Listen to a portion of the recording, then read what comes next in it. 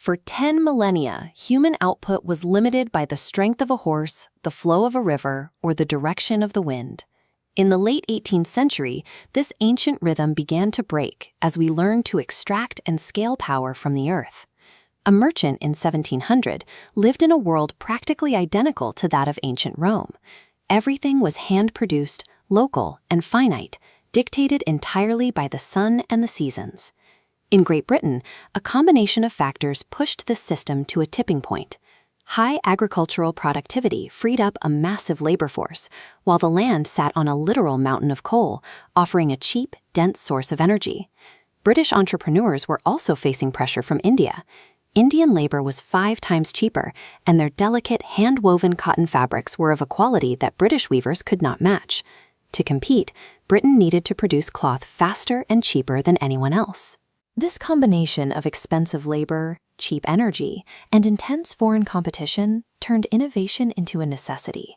These conditions created a landscape where machines could finally do the work that had always been done by human hands. Before the factories, textiles were made through the putting-out system. Families worked in their own cottages, women spun raw wool into yarn, and men wove that yarn into cloth on hand-operated looms. This balance was shattered in 1733. The flying shuttle doubled a weaver's speed, creating an immediate crisis where it took 8 spinners working constantly to supply a single loom. James Hargreaves addressed this bottleneck with the spinning jenny. This wooden-framed machine allowed a single worker to spin multiple threads at once, bringing the supply of yarn back in line with the speed of the weavers. These inventions were small enough for a cottage, but as they grew more complex, they required more force than a human arm could provide. Richard Arkwright's water frame was too large for a home and required the power of a rushing river. He built the first true cotton mills, proving that textile production was no longer a family affair managed in a living room. This shift moved the workforce out of the household and into dedicated industrial buildings. Work was no longer integrated into domestic life. It was a process managed on the banks of a river. As the demand for fuel increased, coal mines grew deeper and faced a constant enemy, groundwater. Traditional pumps were too weak to clear the flooding, threatening to halt production entirely. Engineers were forced to find a way to extract millions of gallons of water from deep shafts using only the heat of burning coal. Thomas Newcomen introduced the first successful piston steam engine to meet this need. These were massive, inefficient machines that sat at the mouth of mine shafts. They wasted vast amounts of energy, but since coal was cheap at the source, they allowed workers to reach depths never before possible. James Watt realized the Newcomen engine cooled its cylinder during every stroke. This chart shows the energy loss he corrected by adding a separate condenser. By exhausting steam into this separate chamber, his engine used a fraction of the coal and could directly drive factory machinery. For the first time, manufacturing was not restricted to the banks of a river or the presence of a steady breeze.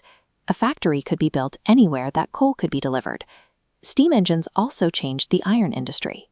They powered the bellows of blast furnaces fueled by coke, allowing for much larger furnaces and an explosion in the production of cast iron. As iron became cheaper, it transitioned from a specialized tool to a primary structural material. Structures like the iron bridge demonstrated that this material could span distances and support weights that stone and wood could not. This surge in production highlighted a new problem. With factories churning out mountains of coal and iron, the existing system of muddy roads and slow river barges could no longer move goods efficiently. This led to the age of canals. Projects like the Bridgewater Canal showed that moving coal by water was far more efficient than land transport, often cutting the price of fuel in major cities by half almost overnight. The canals were soon overtaken by the railway. By combining puddled iron rails with high-pressure steam engines, engineers created a system that could move heavy loads across land at speeds the world had never seen. Steam was eventually applied to the oceans as well. The arrival of the steamship meant that global trade was no longer entirely dependent on the direction of the wind. This new infrastructure network broke the isolation of the rural world. It allowed ideas, goods, and people to move with precision and speed that would have been unthinkable a generation earlier. As work moved, people followed. In 1800, only 3% of the population lived in cities. By the end of the century, that number approached 50. Inside the factories, a new discipline was enforced. While rural work followed the sun and the seasons, factory work followed the clock.